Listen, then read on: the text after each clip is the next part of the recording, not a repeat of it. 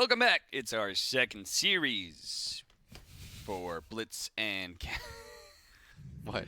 Dude, if you guys don't know, the Russian caster Bafik. Yeah. Probably because you're English, you don't probably. But if you have a chance, check out the Star Ladder videos that they do with Bafik, where he does karaoke in the middle of like public places, dressed up in the most ridiculous costumes, and he's terrible at singing. And you're supposed to guess the song he's singing. It's excellent content. He's a hilarious guy. That's why I was laughing, because he was dancing in the hallway, trying to distract me. I see. Anyway, let's get into the game, shall we? It's the second series for On Blitz our 9. It way. is the fourth series of this stream. We have one more series after this, which is another newbie one. But this is Vici Gaming versus Ninjas in Pajamas. This is a must-win for Nip, and it's against a very tough opponent. Possibly couldn't be a worse opponent to face in a do-or-die situation. This is. Let me see if there's like how it would shake up. Excuse me. And I've successfully murdered Cap. God bless, guys. It's just me now. Okay, so NIP. Let me tell you how badly they need this game. If they don't 2-0, let me just like triple check this real fast. If they get 2-0'd here, they only have one series left, or they have two series left. But it's against a surging Infamous, who is no longer a free win to anybody, and EG. And right now, they're 2 games behind anybody.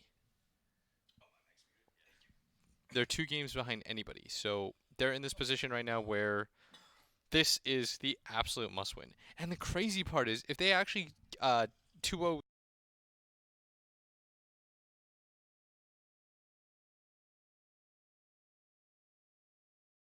this win somehow, it would be VP all of a sudden that they would be fighting for last place with. I'm good. I'm good. It would be VP that they would be fighting for last place with. Woo. VP versus Nip. Elimination for last place in groups. That is insane. I don't know. The thing is, I never thought that NIP was going to do like amazingly well. Yeah. But like I didn't think that this was I didn't think that this was their floor. There is definitely other teams you would have placed. Dude, you would have everyone the put bottom of Infamous. Everyone Probably put Infamous. You might have put RNG or Fnatic. What do you mean put RNG? Kyle literally said RNG was going to win this. Yeah, well, Kyle likes to shoot his shot, you know? Yeah. I've seen that in person. I mean, let's be real. Oh, God.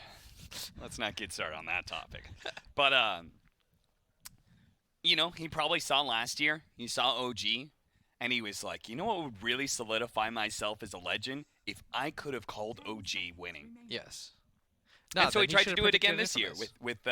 with a random team. I should have tweeted Infamous will be top 8. You should have. After that first game against Navi, Oh, yeah. Absolutely. We said it on broadcast, so. we're good. But Vici versus NIP. Vici actually has started to look mortal. After, the first crack in the armor. Yeah.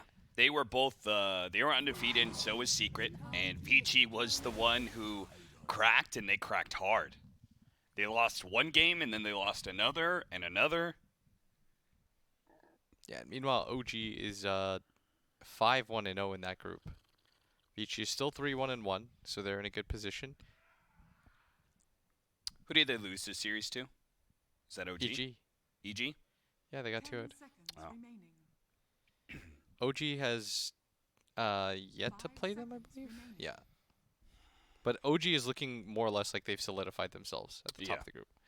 I think if they get one more win, they've guaranteed number 1. But no matter what, they've guaranteed themselves, I think, in the upper bracket. Which is, if you're an OG fan, hooray. I think, honestly, even if for some reason you hate OG, I don't know why you would, but if you hated OG, I think you should still want to see them do well. Because I think they're one of those teams that is so good for Dota. Yeah. You know? for like Good a personalities. general, like good personalities, amazing storyline, and I guarantee you there's people who have either watched, the documentaries about them, they watched that TI win, whatever it was, they heard about OG, and they're going to tune in again just to watch this team, just to see if that same team shows up again. So, I personally am glad we're going to see at least 2 series out of them in the playoffs.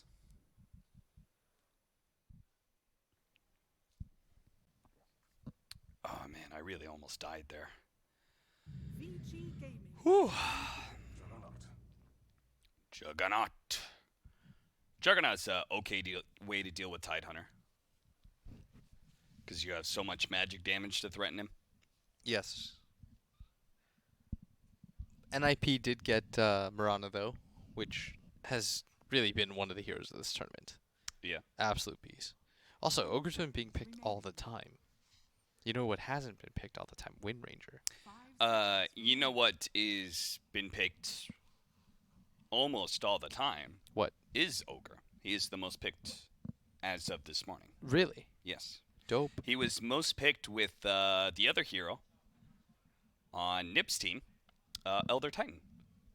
I think that was very, right. very cool. I can't actually access my notes because there's this weird firewall that I have to get through in order to access my notes. And that's causing me issues. I see. So I can't 100% claim that, but I was pretty sure it was those two. Shadow Demon, I think, was in the top 3. He might have been 3rd. Most picked.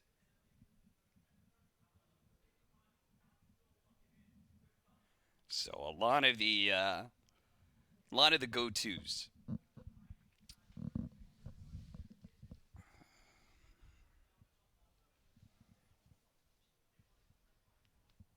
Is Elder Titan just okay to be a 5 position now? Is that just the way it goes? Yeah, I think so. I think the reason being like his toolkit doesn't really need that much. Yeah. If you're gonna focus on Stomp and Split, like as a 4, what do you really get on him? That's always been my like question. Like what makes him OP as a 4? I guess BKB, but aside from that, like nothing really, right? You basically try to turn into a right clicker. Yes. But aside from that, like there's not a whole lot that, in my opinion anyways, like changes the way that the hero functions. Yeah, and you don't have a farming tool, so it was kind of hard to get that gold. Meanwhile, 4 position Mirana gets an Aghanim Scepter. Next thing you know, she's got an Ethereal Blade and a Dagon. 5 seconds remaining. Because that hero actually does have a farming steroid. And I think it's not just like the farming steroid. I think even more importantly than that, it's the fact that she can utilize her farm. Yeah. Because of Leap. Yeah. Like she has a way to distance close. She closes the gap, kills somebody, and gets away. Leaps off into the sunset. Yeah. Rawr. Oh, Razor's had a pretty successful tournament so far. I think he had, as of this morning, I think he'd been picked 8 times and had won 6 of those games. So 75% win rate.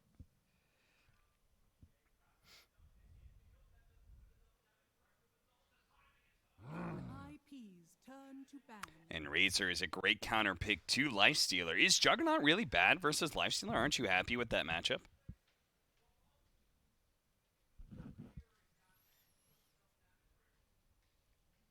I thought this was like a rhetorical thing, because yes. Okay. I mean, I'm just asking because Lifestealer got picked after Juggernaut. Vici picked it like it was a counter. I think it's more for the Mirana ET. Okay. If I had to guess. Okay. It's excellent against ET. It's excellent against Mirana, right? In the aspect that you can't, like, you're less likely to get arrow chain stunned? Yeah. Okay. Because on the other side of the table, like, Mirana has leap, so she's not really threatened by Lifestealer, but I see what you mean. Gotta deal with those pesky 5-second arrows, man. Razor's going to be doing his imitation of walking the dog this game. Trying to static link the Lifestealer and just walk him out. Drain him of all his energy. It's a really fitting analogy, actually, if you think about it. What? Razor walking the dog. Static link on Lifestealer. Lifestealer looks a lot like a dog. That's also a yo-yo move. You drain him of his energy, much like when you walk your dog. You're pretty much just trying to like, get rid of all that extra energy he has. I've never walked a dog, so. You've never walked a dog? No. Choose your hero. I don't think you're American if you haven't walked a dog. Dude, I'm definitely an American. Eat apple pie? Yeah, I've got a rational hate for others. Very nationalistic. Yeah. Let me see. I was really fat at one point. Yeah. I love hamburgers. You love fast food. I love fast food. Love fast food. I'm pretty sure I was American, all bro. right. I'm pretty sure. All right, I'm pretty sure. You check enough boxes that you're definitely American. Yeah, I'll excuse not. I've walking led the a dog. USA chant before in an arena. Let me just say, I can tell you that at my school. Oh, really? I have, yeah. Oh, what at your was weird school? was At we were high playing school? against another American team. Hell Like it's yeah. just it made no Hell sense. yeah. Sometimes we just Dude, do it. Honestly, the USA chants that make no sense are the best USA chants. And Craig gets another one. USA. Whenever like Zai used to get kills and people would chant USA when he was on EG, it was so funny. Like it makes no sense. But the thing about it is like the one thing Americans that I'll say proudly is nobody is better at taking credit for nothing than us. We're the kings of that shit. We're number one. Like if there's anything, like for example, if Infamous does well, I'm claiming They're American. Where do you think they play, guys? Where do you think they play when they play US their East? pubs? U.S. East. US East. That makes them American. 100%. 100%. Hey, we have some last picks. 33 Broodmother. It's back. But it's been counterpicked with a Kunkka. Kunkka is the best hero against Brood. Ask me why, Austin. Why? I don't know. I genuinely have no idea, but we're going to find out together. What? I don't know. You cleave and shit. Like, that's what I assume. And X is good against, so he doesn't, like... It's better than a stun, right? Because, like, it holds him in place. Yes. That's what I imagine. But, like, I don't play Kunkka that much, so... Well, you could have just said that. Those were all the right answers, Blitz. Dope. Good job. It's not about being right. It's about, just like kind of guessing until you figure it out. Uh-huh. All right. So the first player to buy a Blink Dagger.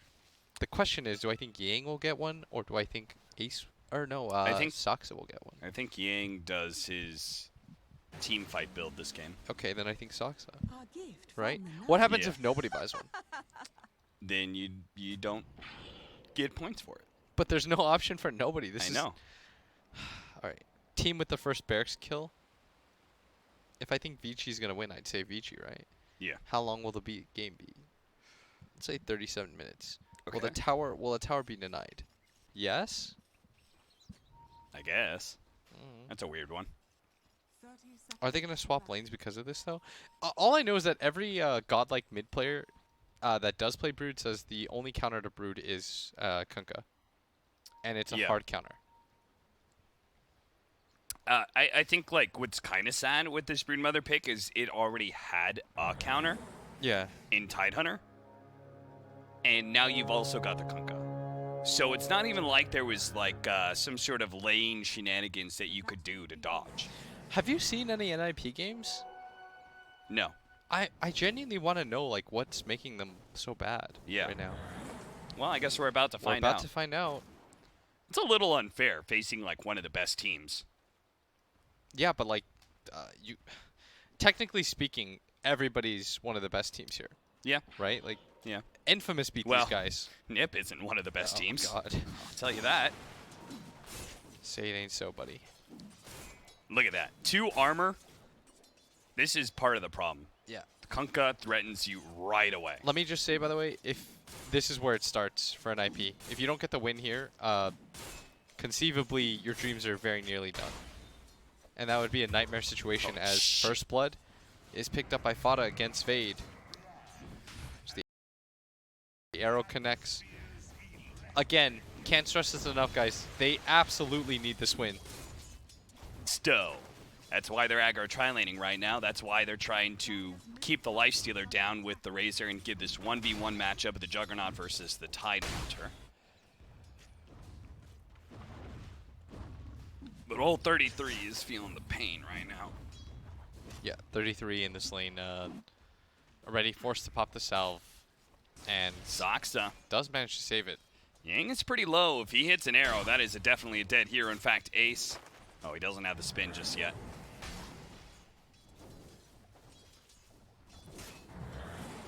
He's going to be spinning now, trying to get rid of the Shadow Poison, also finish off Yang. It's not going to be quite enough, and he will be able to get an Anchor Smash. It doesn't kill Ace, though, but maybe with the Shadow Poison, it just might. Ace dodges one of them, but you can't really dodge that much. Just pop it.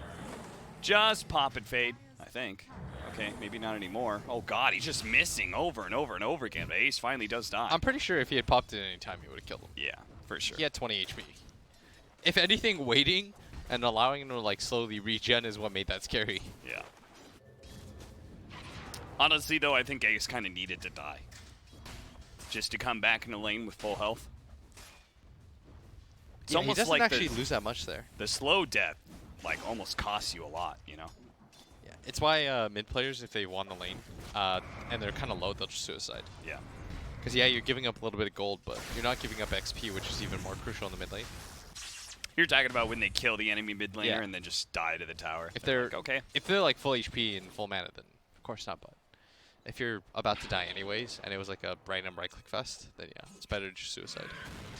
The one advantage the Broodmother has is that you can always go and do some neutraling. And 33 has been forced to do that very early. Sox is here with an Invis rune. This just got a little spooky for Vici Gaming. They really have a sentry. need this arrow to land. Yeah, but that's why he's going to fire it outside of the range, and Oh. there it is. Lands onto That Paparazzi, was immediately to Fire beautiful. Blast onto Fada, but it doesn't matter. And if anything, Fada might just get the kill on DY as well, who tried to challenge the Razor. Instead, he's just going to die like that. That was such a good arrow. Beautiful. Bravissimo. I am sort of surprised that they took the lifestealer here. Yeah. It is a weird one, right? Yeah, they also don't have a vehicle for him.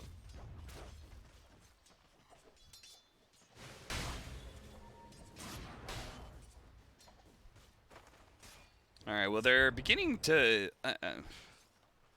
I'm not sure if you're supposed to. I thought they would keep the aggro tri-lane going. I'm not sure if Peter is really going to be able to do too much to Yang. Maybe he just pulls so much spirit pit damage that Yang can't fight him back. I'm not sure. Ori really wants to kill some spiders right now. But they're just going to sit on the high ground in these trees. Ori will not find them. He's going to place a sentry, kill the medium camp. This is what you want to do against Broodmothers. Take away their medium camp. Fada, open wounds on him. Doesn't actually have too much static link damage. 63 right now, but he's being stunned up and won't be able to finish off DY because he's got 8 armor. 8. The Ogre is very tanky to physical damage. And in this mid lane, 33 is more or less given up on trying to lane. Oh. Very close to losing all of those. If he had the phase boots, that actually would have nailed them all. That would have been rough times for 33s. He's going to take more and more chip damage on his mid tower. That is one of the last things that a Broodmother can deal with, is losing their tower early. Nip actually walk away with 4 bounty runes? No, Fade got one. No, Fade got one. Fade got one. So Fade is trawling around this area, seeing what he can do. He's even going to throw a poison up there. I think he actually got the last hit on one of the centaurs. He got the centaur. But that was so improbable, but... How's Paparazzi doing in CS? 25-3 compared to 18-5. You can see Fada has been like really focused on getting kills and such. So he's a little bit behind in CS, but the important thing is keeping Paparazzi down. His own farm doesn't matter so much, but Fada maybe dying here as static link isn't up, being slowed down by the open wounds. Body blocked a lot by DY, and finally disruption coming in with all those shadow poisons. They'll pop him pretty easily. Dude, I still can't believe that the game we watched earlier, the 2-2-0 build on Shadow Demon. Yeah. I mean, like, look how much damage Who they did just that did. again? Who were we watching? It was newbie versus. It was dark. It was dark. Yeah, that was ugh. That was gross. I don't like that. Phase boots for Ace. That'll make this lane a little bit easier for him against this physical damage of Anchor Smash. Spinning on Yang. Doesn't have his level 6, so Yang can certainly fight him if he wants to. I'm a little bit surprised he doesn't get like another Anchor Smash and threaten the Ravage, you know? Just to see what happens. Ori, he's gonna boat himself, make sure he gets the Coco's rum so Fada can't threaten his life anymore. Should be just fine with that too. Yeah. Only has one Tango left, but I mean his mid lane is still going relatively fine. Oh. Oh, he got him. Alright, the CS is super deceiving. Where's net worth? Net worth. Radiant's middle tower is under attack. Is top of the board. Broodmother is actually behind the Kunkka. Broodmother's like an alchemist. Like, you naturally should be ahead in net worth, so this is a bit concerning for Nip.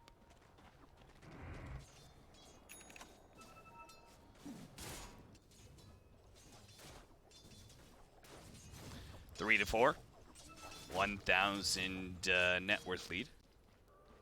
Dire's middle tower is under attack. And it's mostly thanks to the fact that the Juggernauts had total free farm against the Tidehunter. Dire's structure I don't imagine this lane going well for Tide. Or rather, I don't imagine him shutting down Juggernaut like he does with other carries 1v1. Yeah. He'll get plenty of farm, even though he actually didn't get that much. Only 2,000 net worth on him. He actually got chased out earlier under the Okay. creep wave by the ET. Double leap. Sox is fine. This mid tower is going to die 8 minutes in. Broodmother has lost his tower. That's not a sight you see very often. No, it's not. So this would explain itself now. Although 33's net worth is not like cripplingly bad or anything like that. He's No. almost about to complete a Midas himself.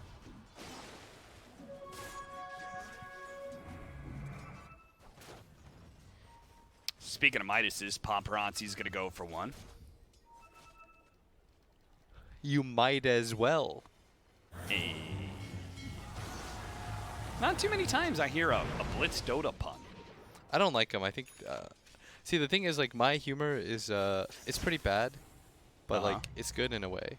Puns are like the lowest form of humor. Yeah, is that puns what are you're just saying? like too low.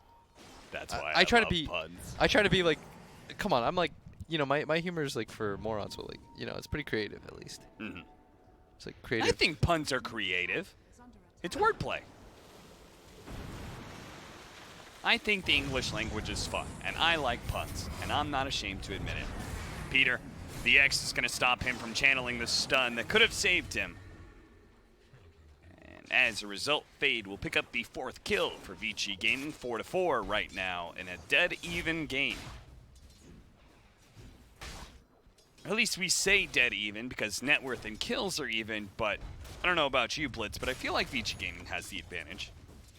Just because of what's happening mid with Ori and stuff. Okay, I can buy that. I mean, I know you love your mid tower, so I feel like that's going to sway you. Yes, because now he gets free movement. Yeah, Which I that's think why is he's huge. bottom lane. That's why he's going to help get the 10-minute bounty rune right now. As Zoxa is going to be axed up, see if he can get the torrent perfectly. Nope, he does not. It's a leap away from Zoxa. I'm always like, people miss that? Yeah, that really shouldn't happen at TI, but you know, Yang's oh, Wow. gotcha. Dude, Fada's slick. This guy's good. But he might die for it. He will die for it. This guy's dead. This guy's dead. I mean, it's not going to be a fast death. It's going to be slow, excruciating one, which almost gets denied by the Hellbear Smasher. But die he will. And, you know, like, Razor sacrificed a lot of his game to try and keep Lifestealer down, but Lifestealer's not that far behind, especially since he's going to pick up a Midas. He's 3rd in net worth right now. He's actually ahead of the Juggernaut. What happened to Juggernaut's farm? What happened to Ace? I have no idea. He was top net worth. I guess like the tower and all that, but And, I mean, also he died, but... his CS is actually quite low. Yeah. Weird.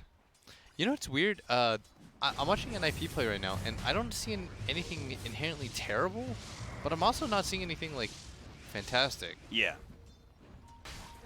In a tournament that everyone's like being unique and creative. Yeah, you know what it is? Like instantly we could tell what Infamous was gonna give us. Yeah. Yeah. And I'm just not really seeing that right now with NIP. Yeah, there's no flavor or style to this, honestly. And they last picked a Broodmother.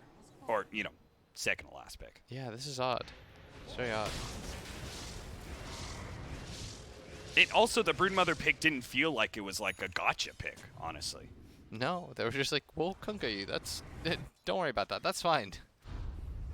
Arrow. Ooh. Pokes DY right in the booty. But it's not enough to threaten to killing anybody, especially with Yang hanging around. Yeah, no Omni/Thread either. There's 3 heroes there. Level 1 Omni/, by the way, feels super mediocre. No, it's so especially bad. if you're trying to deliver between 3 heroes.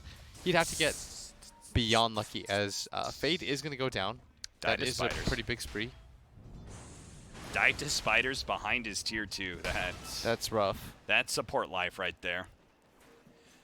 Broodmother makes you feel bad about yourself. He's going to go rush an Aghanim Scepter on 33.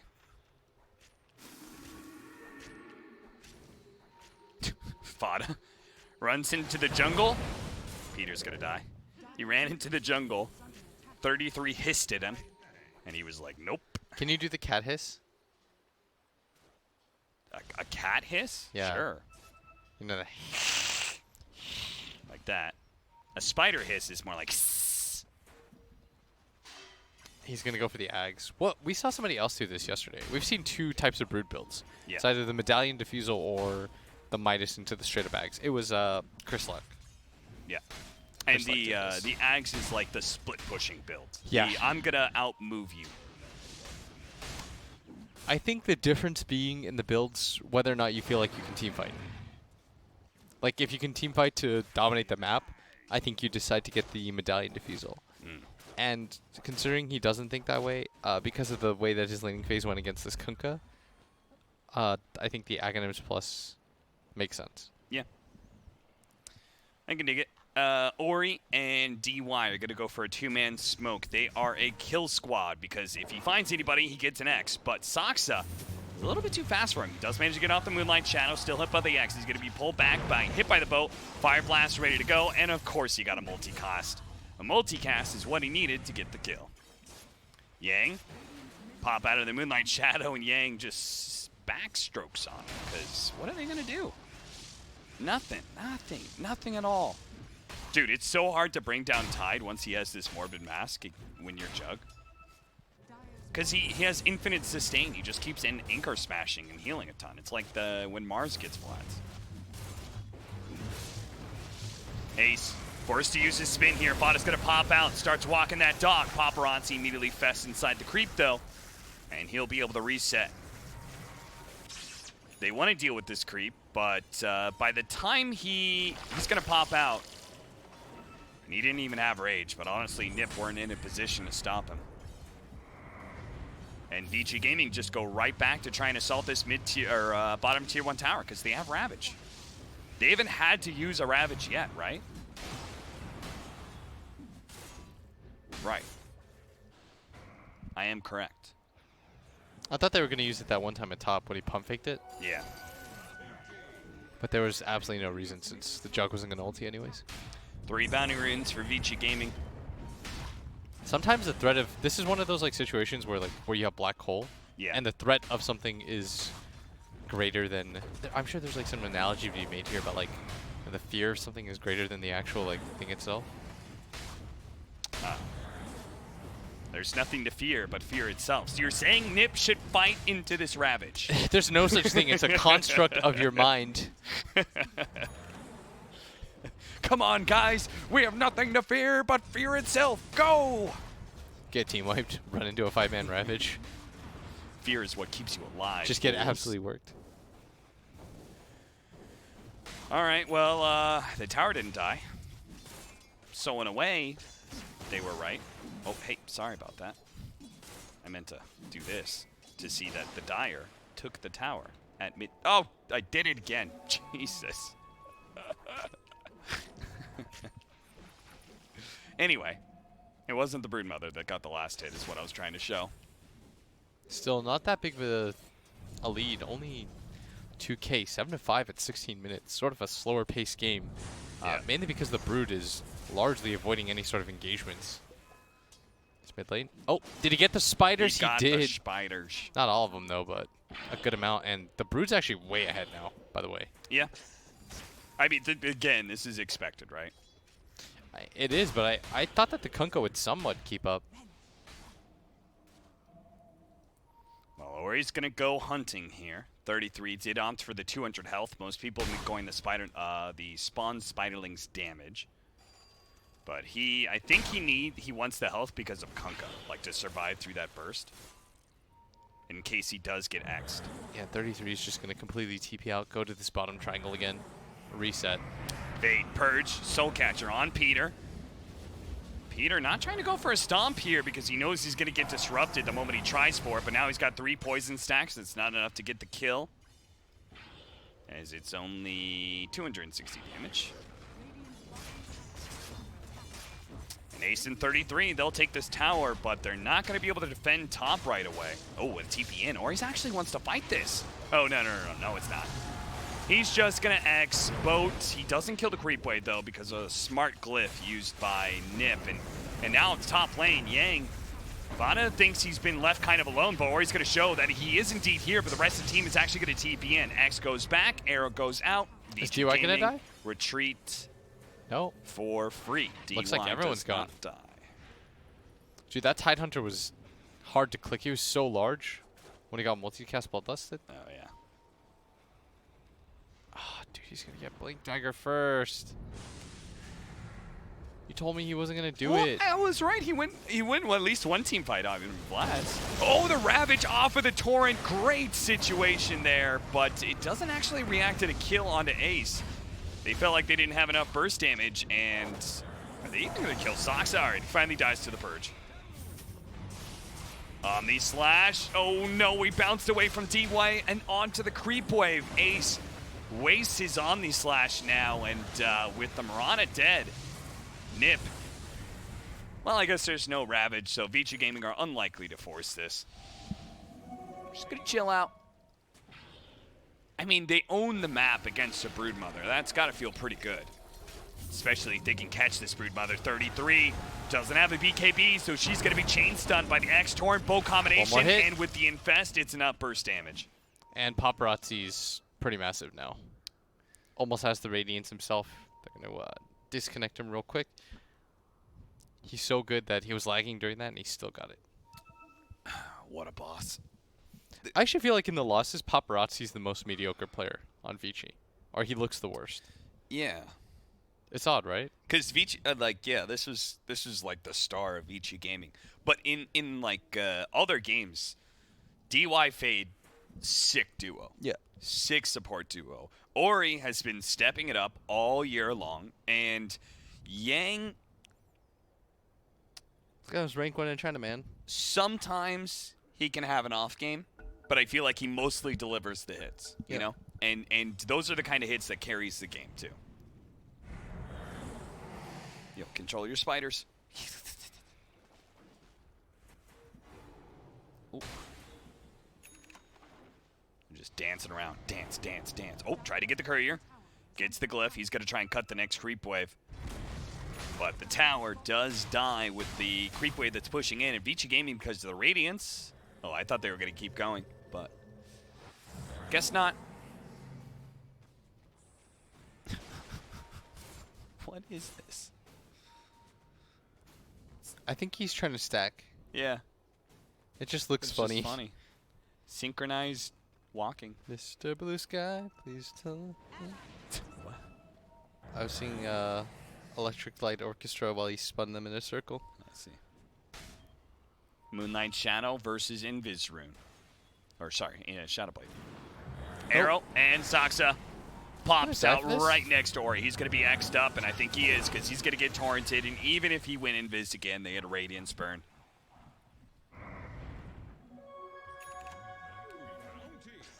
He did get the bounty rune though, so that's something. You know, as a support, I always say worth when I get the bounty rune and Even when it's blatantly not? I mean, the gold exchange is not that different. No. So. It also depends on how far ahead you are. Yeah. And Nipper behind. Worth. Dude, that is actually another thing that makes Shadow Demon super strong. The 30% experience gain. Because he's got some cool talents. Shadow Poison damage, and then into the cooldown if you want. Obviously, we've talked a lot about the level 25 talent. The TP out from Yang as he sees the arrow was used. If you're wondering why the arrow was used, this is a large part of the reason the Mirana is being picked as well, is being able to deal with catapults. Just one-shot them. Yeah, that's what Nahas tweeted too. That's what Nahas tweeted. That's what Kyle said. That's what me and Fogged were talking about yesterday. Just give Alan the credit, man. He needs this one. That's true. Alan's such a smart guy. Catapults are important. Who knew that would be a factor in TI? It's only been what people have been playing around for the last year and a half. Oh. Oh, damn. The thing is, they don't even feed that much gold. Yeah, they don't. It adds up to like 3 creeps. Oh, Yang gonna get ulted here, and then casually walks away.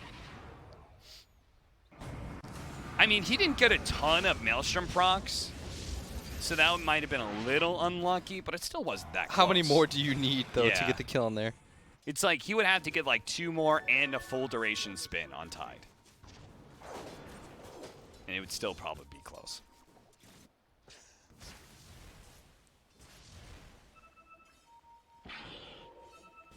.33 is on the high ground, but a Blink Ravage, a quick execution on the Juggernaut, and BKB is going to be forced on 33 as well. And that's the best part about X. Any other like random stun, whatever, but you know, once you pop X on somebody, you're forced into that position. Yeah. You have to just pop the BKB. Fairly obnoxious, but Gold Lead is still only 3K. Virtue of how well 33 has done this game. That hot start that we saw from Fada, though, is completely evaporated, as well as the start that we saw from Ace, who, you know, he's trying to work towards a Mjolnir, but... Would you agree with this win probability? 75%. It's been that way for about the last 10 minutes. 72%, you mean? Let's be exact, let's be exact. 75%, you mean?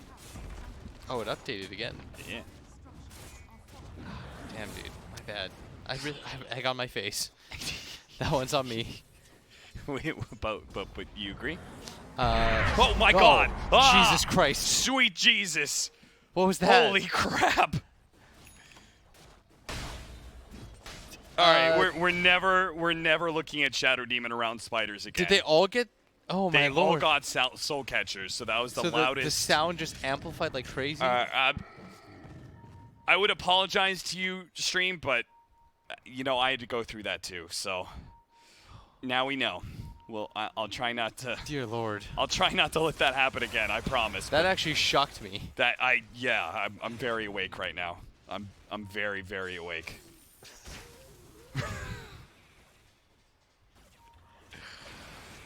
Oh. My heart rate like spiked. I literally jumped out of my chair.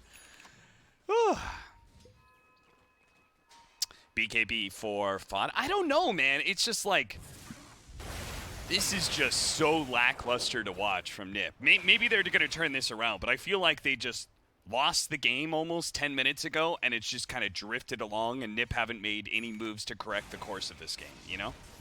Yeah. We've seen that a lot at this tournament, though. Like, from the teams that, I don't know, like, we saw that from VP of all teams. Oh, yeah. And we saw that from, like, TNC of all teams.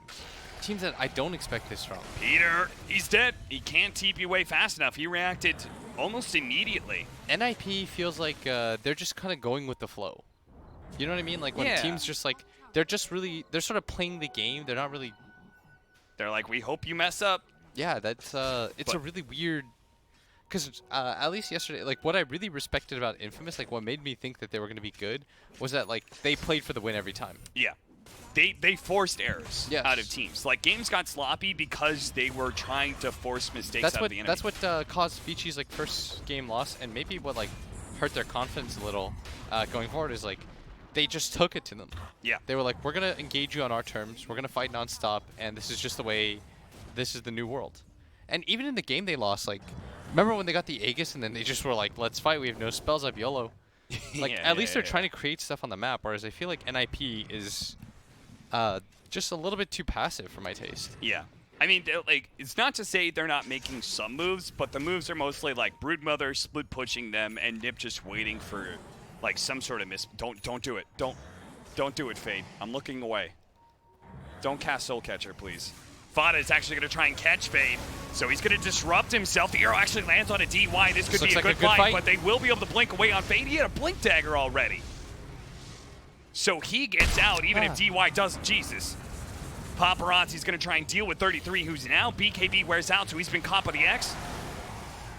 He's going to be brought back into that boat, and now he's dead. So we get a 1-for-1 trade. On the deck, a 1-for-1 trade, a support for a Broodmother, a very farmed one at that. Now Ace is going to get caught as well. Ravage. The 4-staff Ravage, going to be able to catch him. The disruption used at the same time, not great, but it doesn't matter. Ace is still dead, so is Peter and Nip. They're just going to get walked all over. Their base is going to die here. Unless they're doing the buyback, because actually Juggernaut has no buyback. Yeah, he bought out. I mean, they've got it on Peter, but I don't really know. ET is one of the better high ground defenders, but when you're in a position like this, you just pop Rage, reset, hit it. Fada can't really get in there. His BKB's on cooldown, so they can throw out the odd arrow here and there, but this should be a lane of racks gone. They're in fact going to leave the range one behind because they're so far ahead at this point. They don't really care about it. Roshan is an option for them too. That was such a cool ulti too by Yang. Yeah. They just messed it up a little bit, but realistically it didn't matter because his spin was off. Yeah.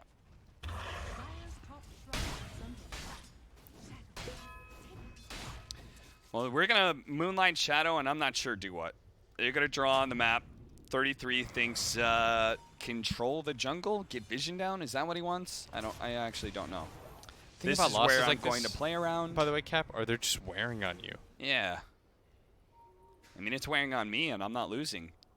Potentially hundreds of thousands of dollars. Yeah. It's hard to like figure out how to right the ship when you're in positions like this. Because you can sense it, right? They're not dumb. They know the position that they're in. They're going to run into PPD, who doesn't have buyback. Remember, he tried to use it for the base defense. Is going to go down instantly. His Ace should be able to walk away. Does have spin TP if he needs it. I mean, you know a team's in trouble when they're able to, like, kill you, go high ground, force buyback, and casually retreat. Like, never were they in danger.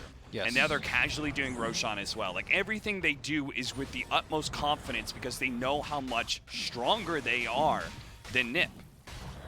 Ages in pajamas. It's pretty rare to never lose a team fight. Yeah. In a game. That's usually the metric at which I judge a team's behind. And I was like, well, they literally just haven't lost a fight.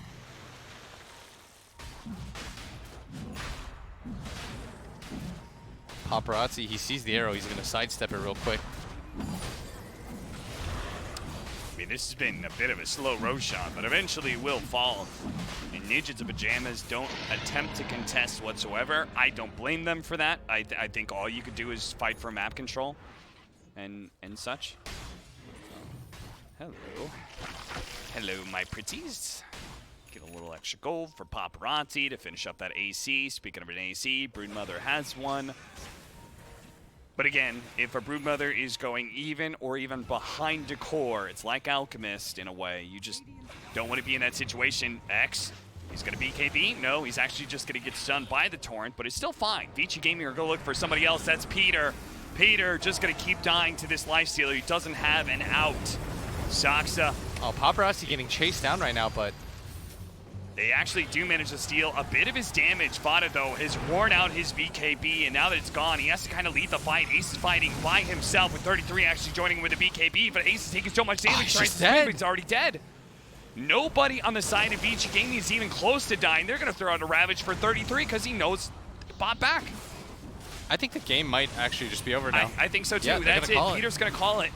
This is looking like a Ninjas in Pajamas that has lost hope for TI. They look like they are in absolute shambles right now. It's weird when just like it was one of those weird games where it felt like nothing happened.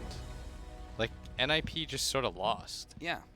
And I mean, we were waiting to see like, okay, well, let's see what happens. Like, why are they at 1 win? Yeah. What's the big brain game plan that we're not seeing? Yeah. And right There was now, nothing. it's disappointing because this squad has shown up multiple times throughout the year. Yeah. Everyone always like memes about the whole mind control thing, but even disregarding that win, they still would have made it to TI based on how well they did at the Paris Major. Ah, true. True. And I mean, at that, they almost took out PSG LGD. Yeah.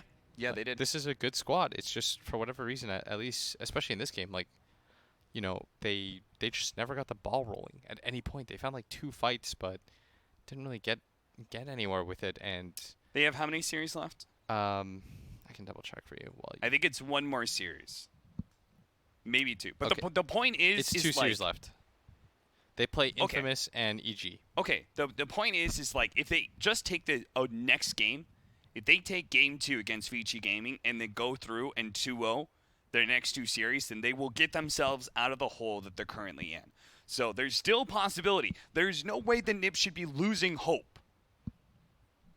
I mean, Yes. that was just a depressing loss, but there's always a fresh game of Dota 2 ahead of us, and hopefully NIP will show us something inspiring going into game 2 because they need to shake things Yeah, up. they're by no means out right now. Yeah. All they really need is like that one big win. We saw that with EG yesterday too. That's why I always tell people like never judge a team by like their first day. Mhm. But now we're in the crunch time. We're Now it's day 3. we're more than halfway through. If you're not pulling out wins here, like when are you gonna start pulling out wins? All right, let's do it, Ninjas in Pajamas. Get something going. We're going to take a break. Hopefully, they have come up with a new strategy to beat VG Gaming. We'll be back.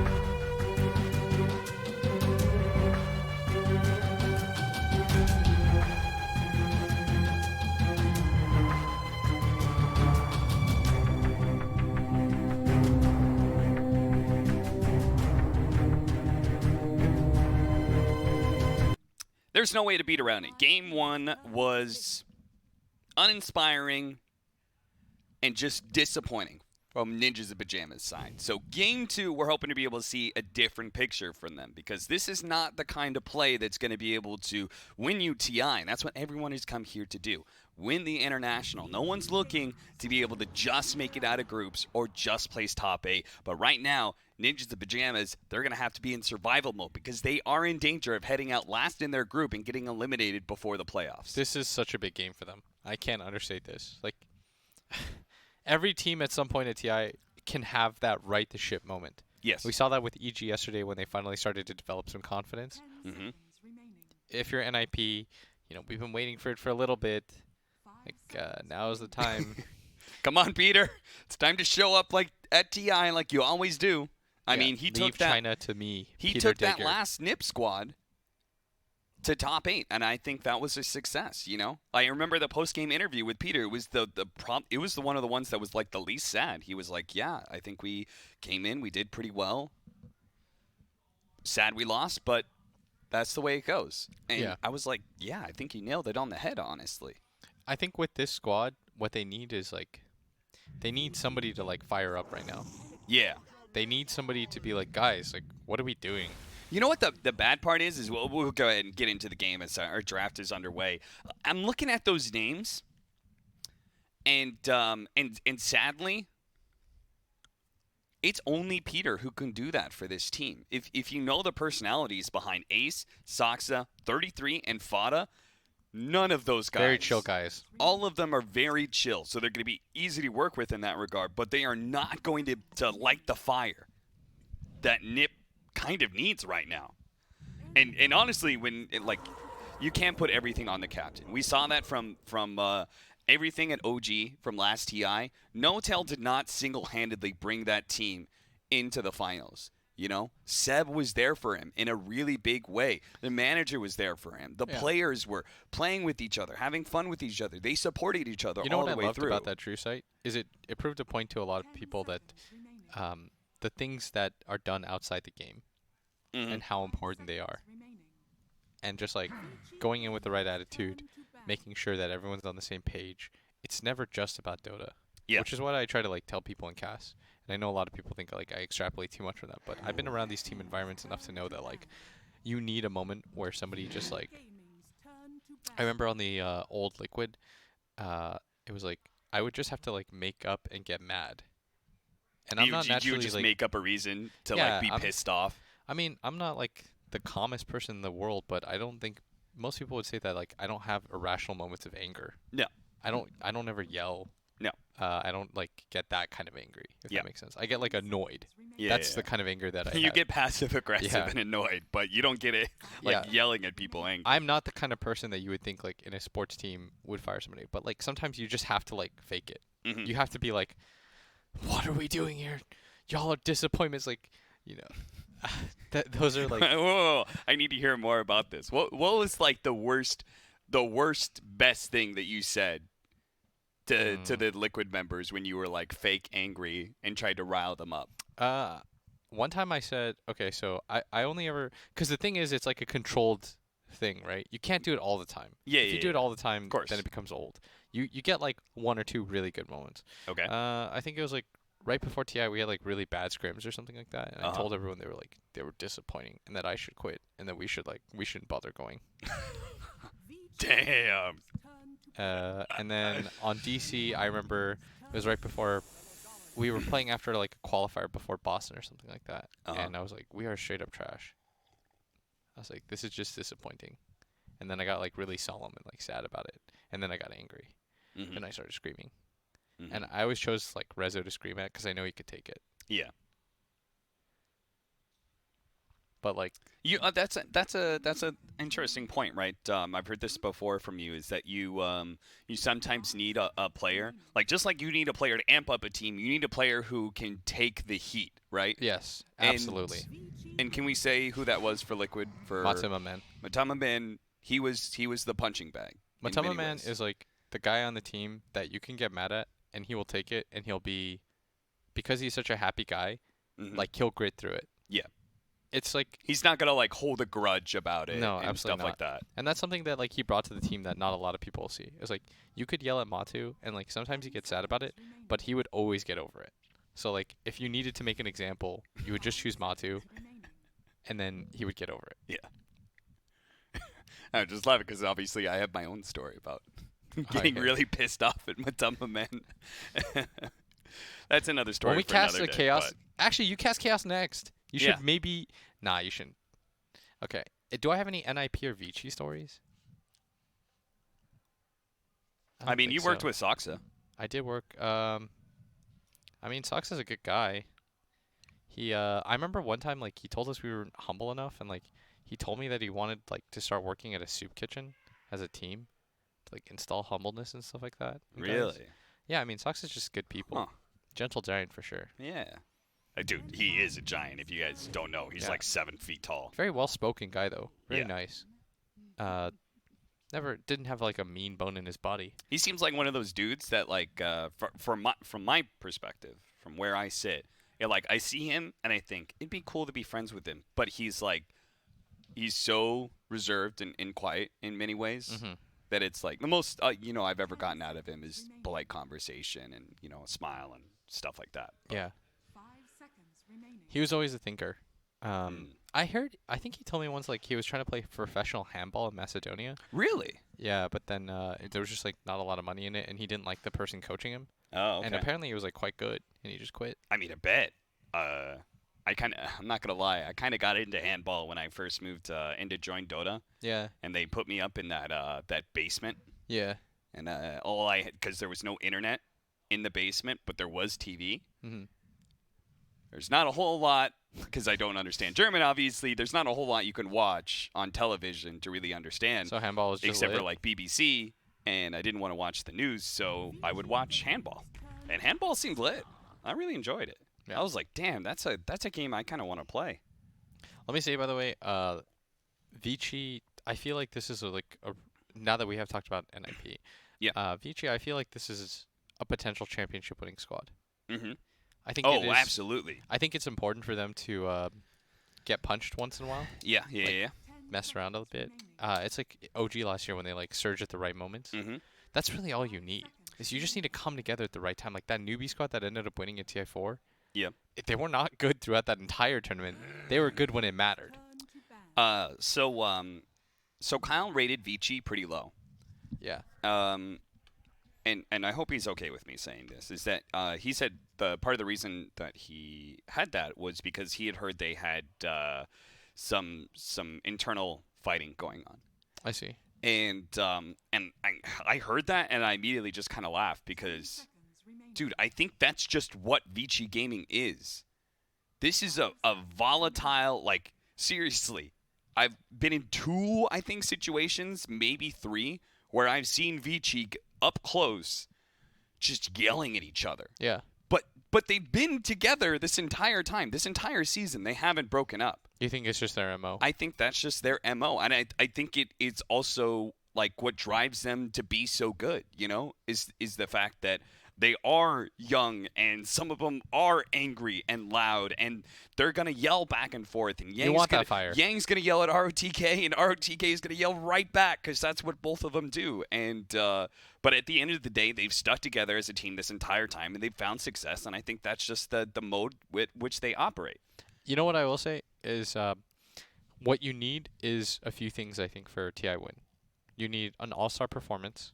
You need somebody who can consistently deliver all-star performances and carry you when you shouldn't be carried. Yeah. That's one of them. Okay. I think you need at least one of your 3 cores to just be like a stable guy. Mm-hmm. And then I think you need a superstar 4. Okay. And so, I think they fulfill those conditions for me. absolutely.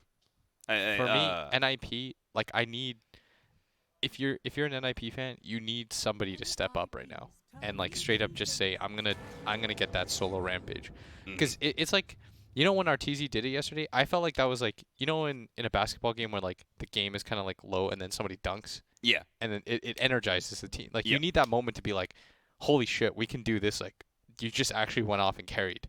Yeah. In this game, I think like Ace or Fada, you need to like just go for it. You need to slam on him. Yeah, you need to slam on. This is not. We need Fada to get some big hammer drops. Yes, you need to get your team going right now.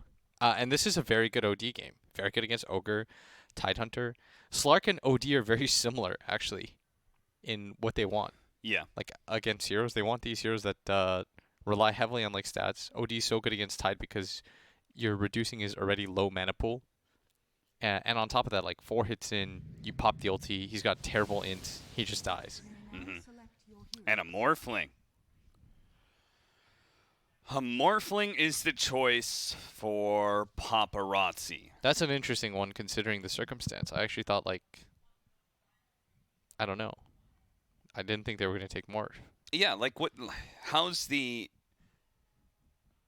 Morphling OD matchup? Because I thought this game, despite its early picks, seems to be a pretty good OD game, as you said. Like, I don't think you like Queen of Pain, but I don't think you hate Morphling, right? Yeah, I don't think so. Like, you have the big burst damage against him. He's not a great, doesn't have amazing intelligence stats. Like, he can turn into you and imprisonment. And I think that's one of the most annoying things is that he turns into an OD and he right-clicks you and he imprisons people. That part is really good. Somebody wants something like a good Morphling game means that there's somebody OP to, like, become. Okay. And, then in that case, it's a good Morphling game because becoming OD is OP. Okay. Abaddon is pretty good, too. Yeah.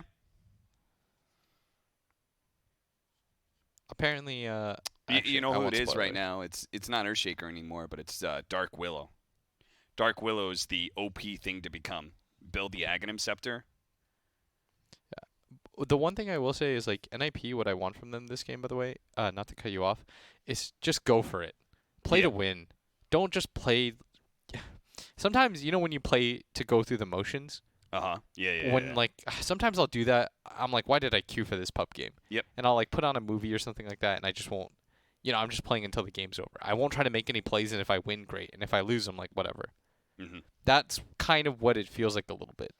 Of course they're trying to win, but, show me with your play. Go for it this time.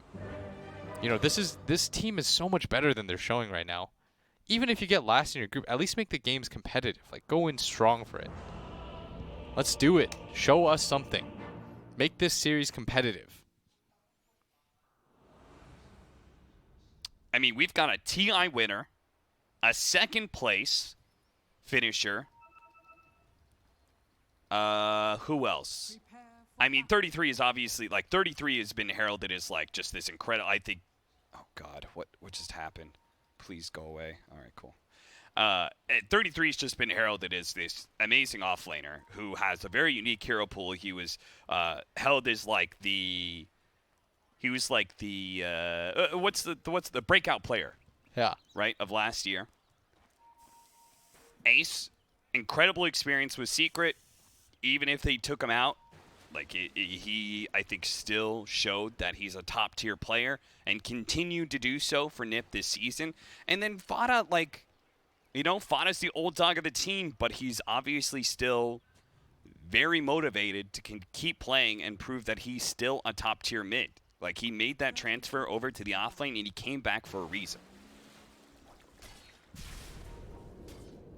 It's actually going to be in the bad mid. Okay. Look at the builds. Yeah, we'll check it out. I just want to make sure nothing happens here. So Fada's going to go out into the offlane, and why they're going does to have... Fada have double Tango? I was like, this makes, negative sense. Okay. Anything that's different from Ninjas in Pajamas right now, I'm down to take. Yes, absolutely. And they're going to get 3 bounty runes, too. Play for the win. Honestly, I feel like we almost have to be the Ninjas in Pajamas cheerleaders because dude, the fans have they fled. need it. Right now, fans are dudes that have been on the NIP flare, they're suddenly infamousing up and saying yeah, they are no longer on this train. So somebody has it. We were on the infamous train when I felt like nobody was. So we've got to switch. We will be the defenders of the underdog. As Sox is going to throw an arrow into this ogre right here. Bop him. Bopped. He is very tanky though. This is the worst hero to do it to because he just doesn't care. Yeah, he just doesn't care. I feel like every time you hit him, it's like a timber saw. He's like He's a built-in reactive armor. he's getting stronger. I could see this being a good way to threaten the Morphling. Yes. Right? If he stays too low and he gets imprisoned, then straight into the arrow he could die. Batten has a way to deal with Shadow Strike, so Ori probably should just go for the maxed out Scream of Pain build.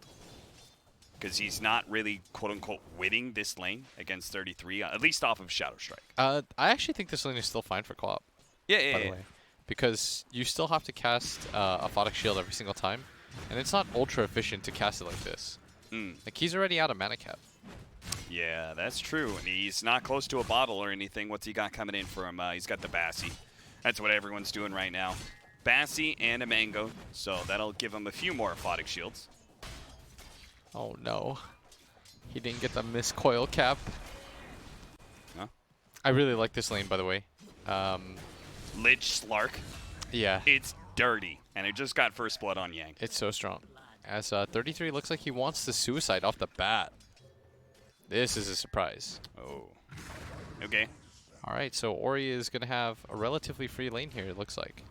Well, and to be fair, he's only going to miss one CS, it looks like. He's actually doing fine in CS. I take it all back. Yeah. He missed one. That was one deny. It's whatever. For a total reset in lane, that's pretty high. It is pretty hype, Cap. You are right. What? You know, the audience just isn't going to believe us at this point. About what? When we say, like, oh, that's pretty good, they're like, all right, you're trying to sell Nip a little bit too hard. But he's 16-2. And he just got the range creep. And Bye, the range Nip. creep denied. Look at him go. Top lane. DY, good job blocking the arrow. DY is going to play bodyguard. He's reactive armored. Look out. Look at this man. Dude, DY's just challenging This him. is so silly. Fire Blast and Fada. Fada can't hit him any longer. He has to hide. He's he goes in healing. the trees. He has a healing salve. So as soon as he gets the Morphling under, he's going to pop that healing salve. This is so... What 5 position can... With 180 HP... Oh, Fada, is he going to go for the... Okay, they stopped chasing him. It feels like I'm stronger. Yeah. No, it's weird. All right, they're going to try lane because they got Yang to... Wait, why are they try laning? I don't know. Yang is going to hate being Dude, against Yang this Slark. Yang's life is not good. Maybe they think the Shadow Shaman just wasn't going to help? Okay, here's what Yang has to do. He actually has to just take this wave, get into the next wave, and then just die. Yeah, he has to cut from here on out. Yeah. He can never lane directly into the Slark. Here's what the Slark's going to do, though. Ace is going to TP to the shrine and try to cut him off. Yeah. But he saw him. Yang Yeah. knows this, so now he's going to TP back. He grouped the creep wave up. And he's going to let this one die to the tower. And the other 3 will die to the creeps over here. Yang is such a beast. And Ori got us. Ori killed 33. He, with the help of Fade, they managed to dive mid lane.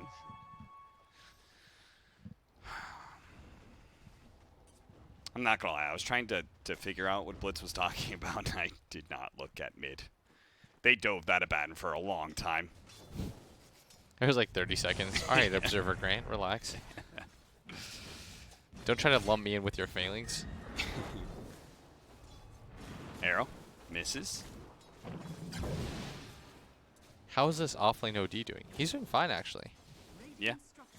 Okay, so NIP, once again, like, they're doing fine in, like, 3 lanes, pretty much. I think that's like the one thing about Ninjas of Pajamas is that they always seem to do well in their lanes. Like, looking... That's even more worrying, too. Yeah, that's true, that's true. Because normally what ends up happening is like, oh, bottom lane? DY just kind of sidesteps that one bottom lane. They're going to go for the dive onto Yang. Ace has the pounce coming up, but it's not like he needs it. Well, Yang just wanted the experience, right? Yeah. Yeah. Don't give up.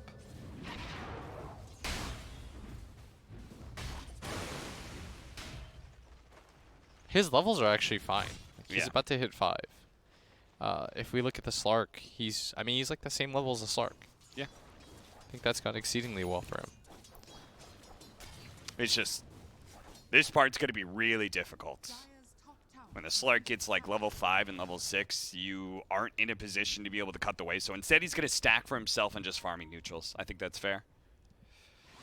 That's fair enough, my dude. The problem is he's not fast enough anymore to do the creep pull thing. Yeah. The Slark will come for him. Yeah. And I actually think it's well worth it. Part of the problem is when you're not a completely sacked offlaner, Cap, you're giving up a lot every time you die. It's different if you're some like level 2 Tide Hunter at this point. But being a level 5 Tide... Arrow do you slides think on they really by. kill him after? Anyways? Like, probably not, right? No. I mean, like, the silence would hold him there for a little while, but they don't have any, like, actual burst damage. Big downside of having an Abaddon is you don't really have a playmaker that's going to move around the map for you off of this mid solo experience. So. Yeah, I almost feel like he should continue to try to go for this top lane. The problem is DY Yeah. with this stout shield. I've never seen anyone care less about tanking arrows to the face.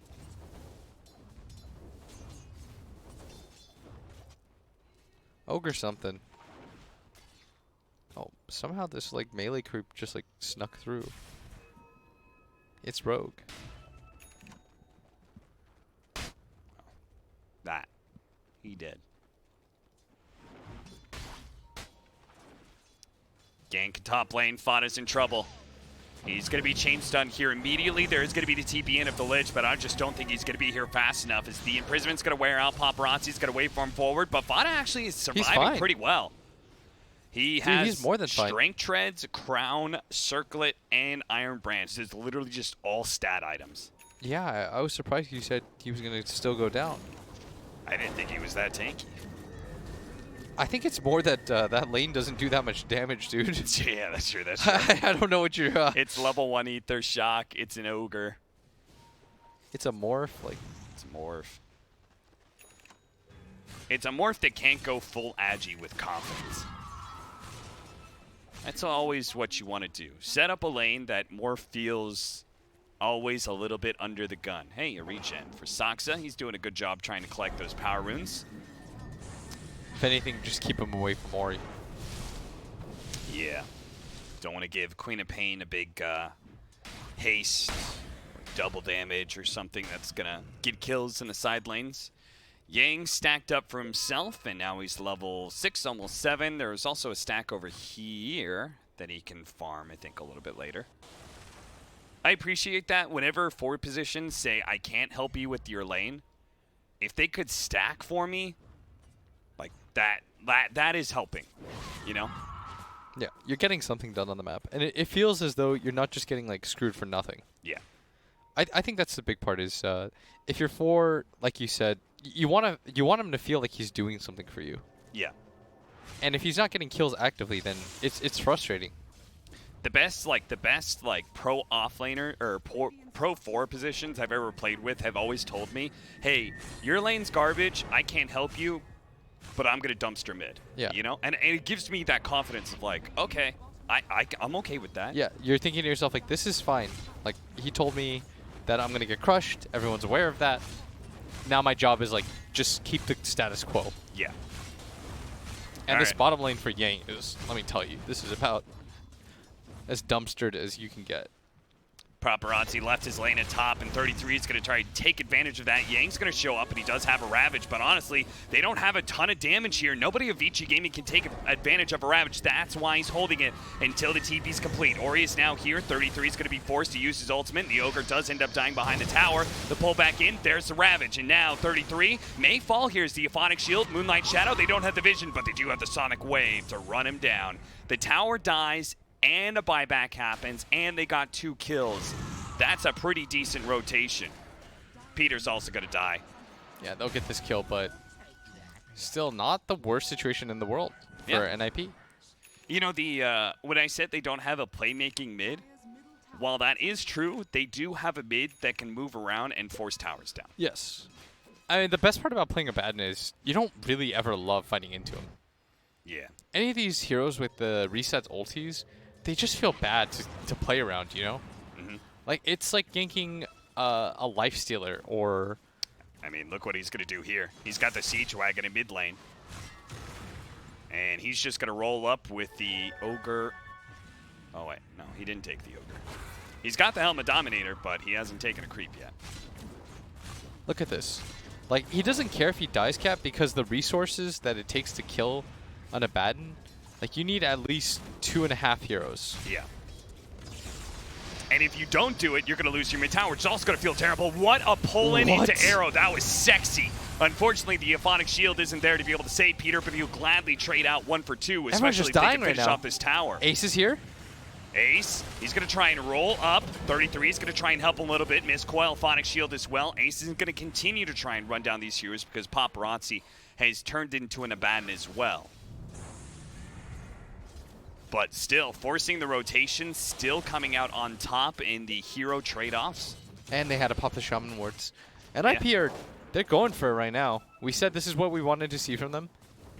Some raw aggression, play for the win, and so far so good. Farming up some Serpent wards too.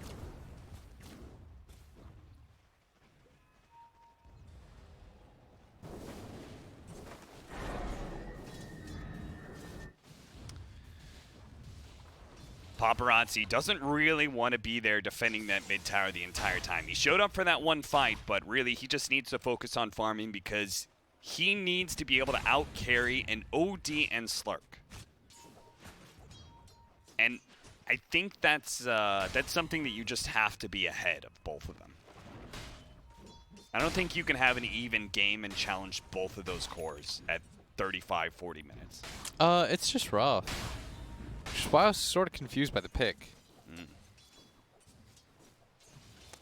I forgot, by the way, like, it's not OD that I think it's OP to turn into. I think it's the ABBA. You think it's a bad? Yeah. Just the shield is amazing for you. Yeah.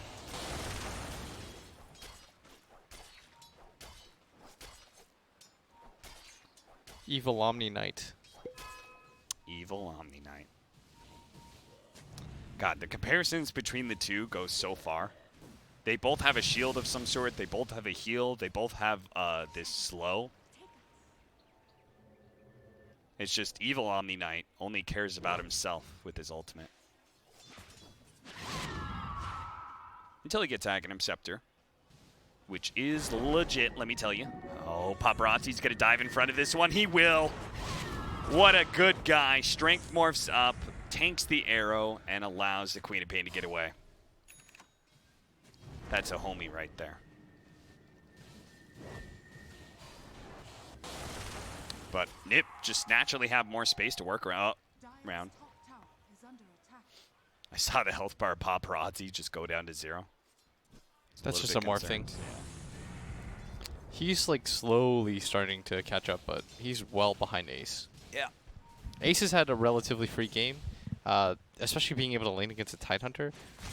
Have you laned Tide against Slark? I did that recently as the Slark. It feels so good. Yes. Hitting so the Tide bad against you feels amazing because you know nothing he does matters. Yeah. Nothing sticks. Everything, every ability that Tide has, you just shrug off. Yeah. It's impossible to cast Ravage. He can't get rid of Pounce. He's just forced to sit there and watch his stats be stolen away. And 33 quickly returns back to the mid lane. What you're going to see is this Abaddon just always make sure that the lanes are on Vici Gaming's side of the map. He'll never let it get pushed too far into his side. That way he can maintain his aggression and taking neutral camps. I think it's actually, I wish you could see sometimes some sort of stat about like how much neutral gold you get from like enemy jungle. Because I think that's actually such an important idea because it's both getting yourself gold, of course, but it's taking away. It's taking away from the enemy. Yeah. That's a pretty cool concept, Cap. I don't give you credit enough, but like, that's a pretty dope idea. Reminder that I was the first one to tell you about the smoke rotation around catapults. Were you? Yeah, dude. Dude, the first thing that happened with that, I immediately said, look at what they're doing. And you were like, oh, that's a cool idea. They went on 33, and he's gonna, no, there's, I thought there was going to be a hiding spot there when he cut down a tree, but there's not. No, dude, it just leads. If anything, it opens it up even more. I was like, oh, there must be some sort of hiding hole here. No, there was nothing there. And now they're. I mean, You with could no tell hold back. Yang wanted to use that ulti, by the way. Yeah. It's like, yeah, I've been holding on to this for so long. And it's not the good kind of holding on to it like last game. Last game was, we're taking towers and stuff, and I've yet to have to use my ultimate. Here, it's the opposite situation. There's one thing I fear from NIP's lineup, is I don't know how they start a fight. Yes. It's really bad. Really bad for them.